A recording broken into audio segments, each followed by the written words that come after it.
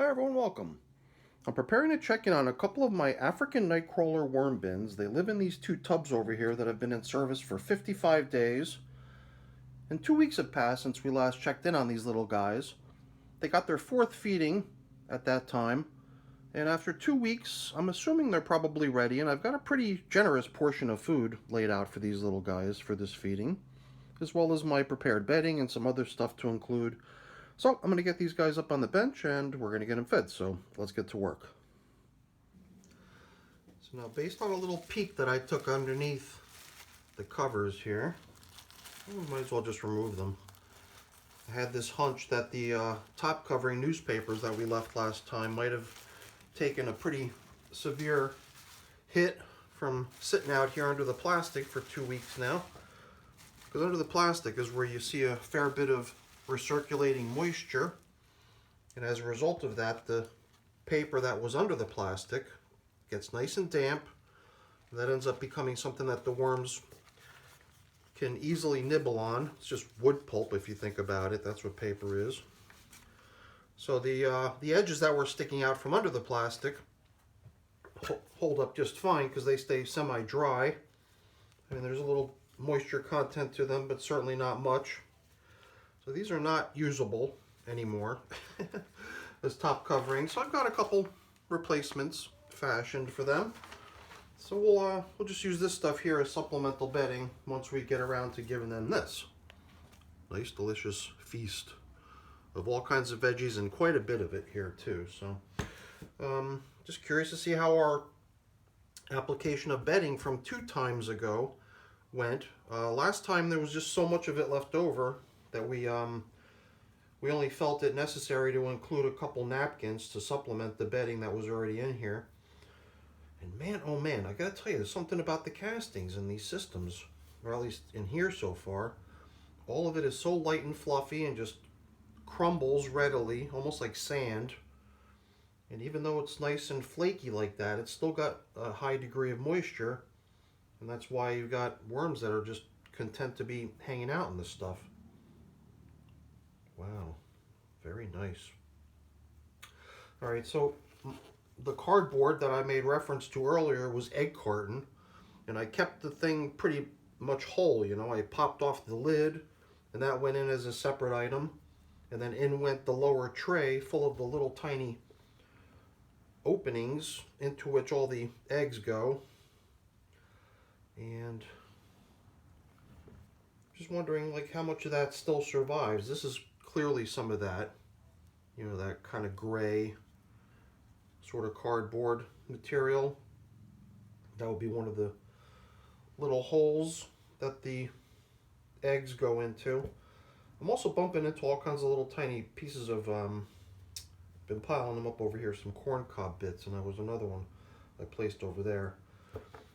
So we've been observing the progress of some corn cob bits. If you're a worm farmer, you'll know corn cob in the worm bin takes a long time. So we're not expecting to see any sort of earth-shattering developments on any given check-in. It's a very slow-moving process. But these are not whole corn cobs. They're all relatively small bits of corn cob, which hopefully helps speed the process along. All right. Let's just complete the excavation here of the feeding zone. In a way, I feel like I'm encountering less of this cardboard than I thought I would. Although the pieces that I am encountering seem like they're fairly large. Kind of makes me wonder, how does this stuff get consumed? Maybe bits of it that had actual food piled in on top of it were the ones that were soaked with juices of the food, making that portion of the cardboard that much more appealing for consumption, maybe? I don't know.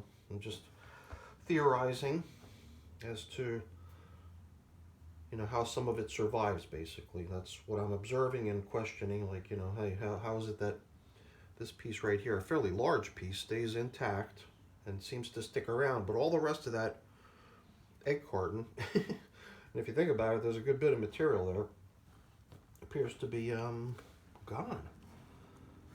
And all those lovely castings on the top surface, or will we get an exchange. So the worms are doing us a really nice service here. It looks like some vegetable matter must have had a sticker that snuck by. That's some sort of plastic which isn't going to deteriorate, so I always remove that sort of stuff when I bump into it.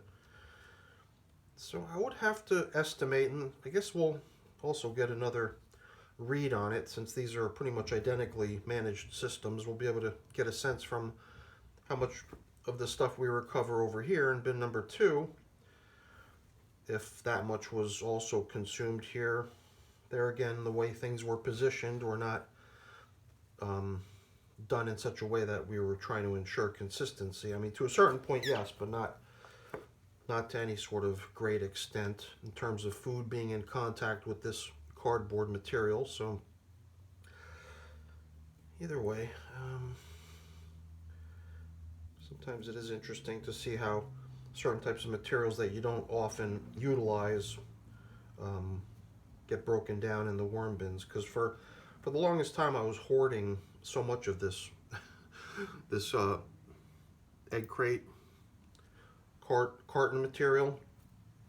I imagined myself doing some sort of interesting test with this stuff, so I just kept letting it stack up and stack up and stack up, and then I just finally decided I was going to create a new worm bin with all that stuff.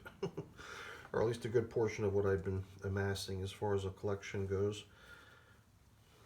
Alright, here too I see a good collection of cardboard that the wormies did not break down, which we'll be able to recycle when we give them their food.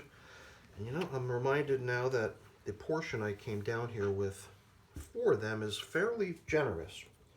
So I just want to make sure I've left sufficient space into which all this delicious food will fit. So let's get to feeding them. There's the paper to be recycled. What used to serve as top covering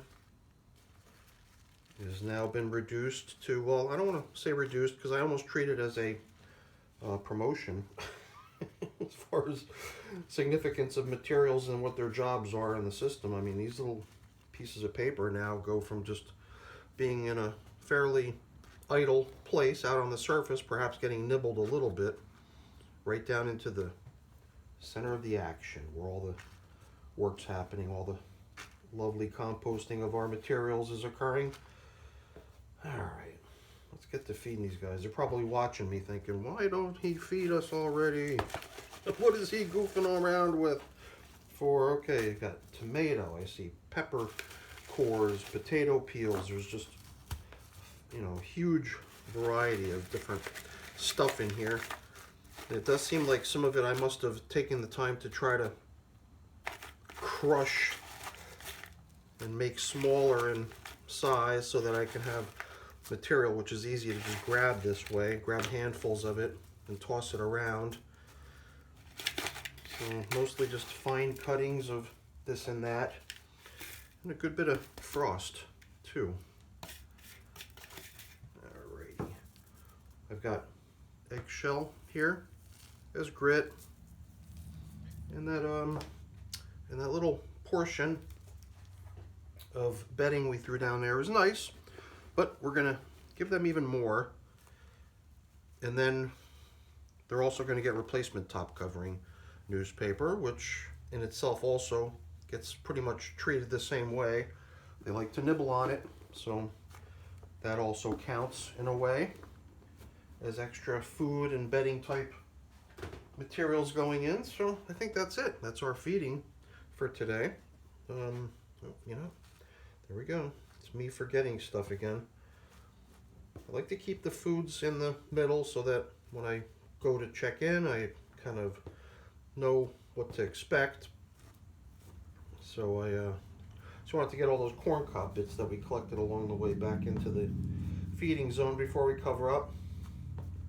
And covering up seems right now like it could be tricky because the level has come up so high, but we'll try to till up this other material that's out here on the edges so that it can possibly go a little further in terms of helping us cover up the feeding zone over here. Man, oh man, such nice castings accumulating in here. Considering these systems are not even 2 months old yet, it seems like they're just burning through whatever they're given. I almost feel, just from looking at what we're seeing here, I almost feel like I should be even more generous with the bedding for these little guys. I'm gonna have to get to shredding some cardboard and paper one of these days so I can be a little bit more generous. Right now I'm just trying to make sure what I've got prepared and ready to go is enough to keep me going in all my systems. So as much as I'd love to be more generous with these little guys, I'm just giving them their fair share of what has to be utilized throughout the wormery and all my systems. But it's not too difficult just to grab some cardboard and get the shredder out and get to work doing it. In fact, it's a little bit fun in a way. I get a little bit of a kick out of doing it sometimes. Sometimes it does start to seem a little bit like actual work. But usually I treat most of what I do down here in the wormery as stuff that helps me relax and chill out and disconnect from the real world for 15 minutes at a time. All right, let's not forget, we're treating them to some nice new covers before we return our bubble wrap plastic covers, which will allow all that moisture that comes in with that frozen material stay in to a large degree. I mean, some of it could escape to evaporation, and you know, especially around the sides, but considering how much exposure this system has to potential evaporation, it does seem like the moisture levels in here are quite nice. So that's it for the check-in, everyone. I'll take care of getting stuff cleaned up and put away. I won't keep you around for that because that's boring. Before I go really quick, let me just say thank you. Thank you so much for watching. Hopefully you enjoyed the video. If you did, as always, please don't forget to leave me a quick thumbs up before you go. That's always really appreciated. And if you haven't done so already, please also consider subscribing to the channel. That's very much appreciated as well. All right, everyone, have a great day. Thanks for watching. Bye.